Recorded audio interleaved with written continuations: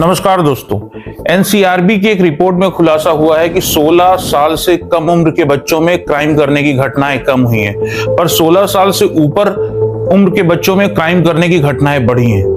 इसी रिपोर्ट में यह भी बताया गया है कि 2017 से 2022 के बीच 90% जुवेनाइल क्राइम आईपीसी की भिन्न भिन्न धाराओं में दर्ज हुए। इन सभी में बच्चों की आयु 16 से 18 वर्ष के बीच बताई जाती है, जिसमें कि 99% बॉयज हैं। खबर को देखते हैं। 18,000 जघन्य अपराध नाबालिगों द्वारा किए गए हैं, जिसमें कि हत्याओं की करीब 800 घटनाएं आती हैं। बताया जा रहा है कि दिल्ली में रोजाना 5 नाबालिग किसी न किसी अपराध को अंजाम दे रहे हैं। आइए देखते हैं इन खबरों को। टाइम्स ऑफ इंडिया की इस खबर को देखते हैं, जिसमें बताया गया है कि 80 से 90 माइनर्स हर महीने आंध्र प्रदेश में गिरफ्तार होते हैं, जो कि किसी न किसी क्राइम में इंडल्ज होते हैं। क्या आपने कभी सोचा है कि हमारे बच्चों को क्या हो रहा है? वह नैतिक मूल्य जैसे ईमानदारी, दया धीरे धीरे खत्म होती जा रही है। क्या ये वही भारत है जिसे हम बनाना चाहते हैं? हमारे बच्चों में नैतिक मूल्यों की भारी गिरावट आ रही है। ये वीडियो केवल उन पर उंगली उठाने के लिए नहीं, बल्कि आज हम उन सारे रीजंस को भी पता लगाने की कोशिश करेंगे जिसकी वजह से हमारे बच्चे बिगड़ रहे हैं, और इस प्रॉब्लम को कैसे सॉल्व किया जा सकता है इसको भी समझने की कोशिश करेंगे।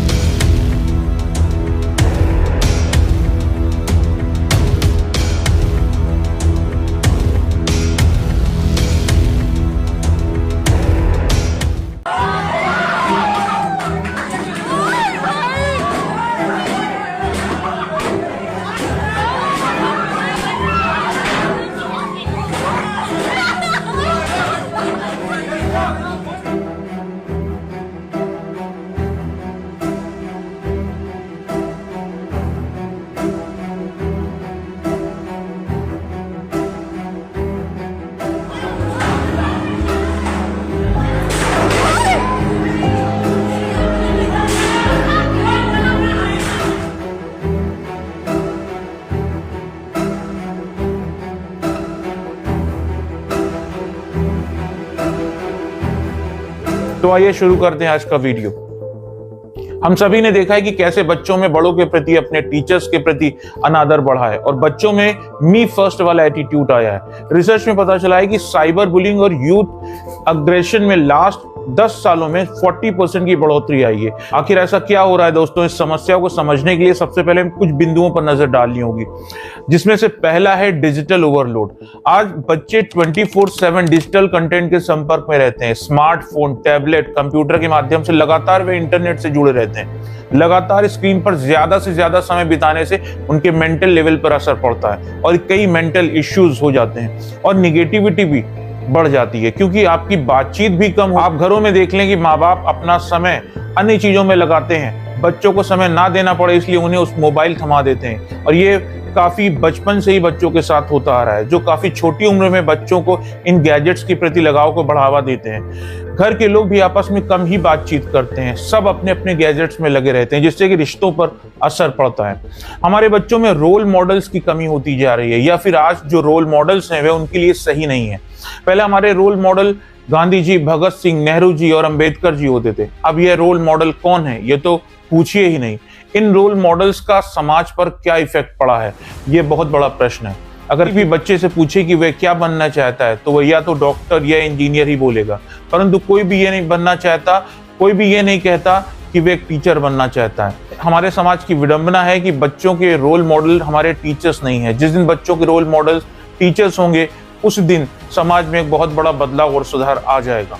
आज बहुत से इन्फ्लुएंसर हैं, सेलिब्रिटीज हैं, जो कि इंस्टेंट ग्रेटिफिकेशन यानी कि तुरंत ही सब चीजों को पाने का रास्ता बताते हैं, जैसे कि कैसे करोड़पति बने, चीजों को जल्द से जल्द कैसे हासिल करें, लेकिन कोई भी यह नहीं सिखाता है कि एक अच्छा इंसान किस तरह से बना जा सकता है। आता है एजुकेशन सिस्टम। हमारी एजुकेशन भी आज मटेरियलिस्टिक चीजों को पाने की होड़ पर आधारित होती जा रही है।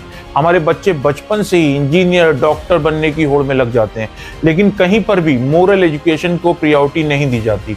अगर देखें तो मोरल एजुकेशन को सारे बोर्ड्स में बच्चों की पढ़ाई में कंपलसरी होना चाहिए और ये हर क्लास में होना चाहिए। ऐसा शायद नहीं होता। दोस्तों, ये बहुत ही अलार्मिंग सिचुएशन है। इसको नजरअंदाज करने से हमें इसकी बहुत बड़ी कीमत चुकानी पड़ेगी। आज समाज में जो भी हो रहा है उसमें इन वैल्यूज की कमी बहुत है। हमारा यूथ किस राह पर जा रहा है ये सब देख रहे हैं। अब सवाल ये है कि इसका क्या समाधान है। मुझे लगता है कि माता पिता को उपदेश देने से ज्यादा अपने आचरण से बच्चों को सिखाने की कोशिश करना चाहिए।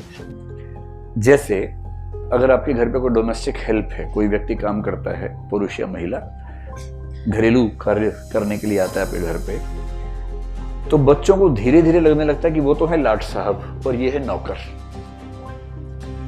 अब ये पेरेंट्स की जिम्मेदारी है कि वो बच्चों को क्या सिखाते हैं।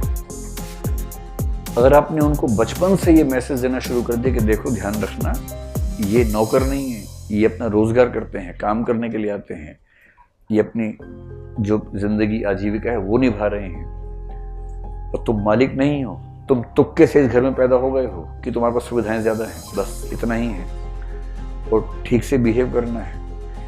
अंकल आते हैं, नाम से नहीं बोल रहे हैं, अंकल कहना है, इनको पैर छूना है रोज सुबह, आप कितनी मदद करते हैं ये।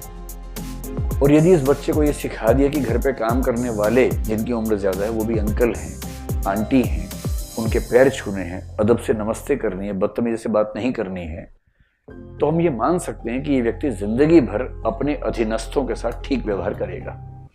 बच्चे घर से ही ज्यादा से ज्यादा सीखते हैं, इसलिए उनके सामने उन सारे अच्छे आदर्शों को प्रस्तुत करें जिन्हें वे चाहते हैं कि उनके बच्चों में आए। परिवार का मतलब है कि सब एक साथ मिलकर बैठें, कुछ टाइम स्पेंड करें। ये टेबल पे सारे एक साथ आए और उस समय सारे गैजेट्स को अलग कर दें ताकि साथ बैठकर बातचीत करने का समय सबको मिले। किसी भी तरह से ये समय कम नहीं होना चाहिए, क्योंकि परिवार का आपस में समय बिताना भी बहुत जरूरी है। ये परिवार को बांधे रखता है। बच्चों को दूसरों की मदद और सही गलत की पहचान करना सिखाएं। सही को सही कहना और गलत को गलत कहने की हिम्मत उनके अंदर आनी बहुत जरूरी है। एनसीआरबी की एक रिपोर्ट के आधार पर यदि हम राज्यों की बात करें तो महाराष्ट्र एक ऐसा राज्य है जहां पर सर्वाधिक 154 हत्या की वारदातों को नाबालिगों द्वारा अंजाम दिया गया। कि ऐसे जिले की बात करें जहां सर्वाधिक हत्याएं नाबालिगों ने की है तो उस जिले का नाम है पुणे।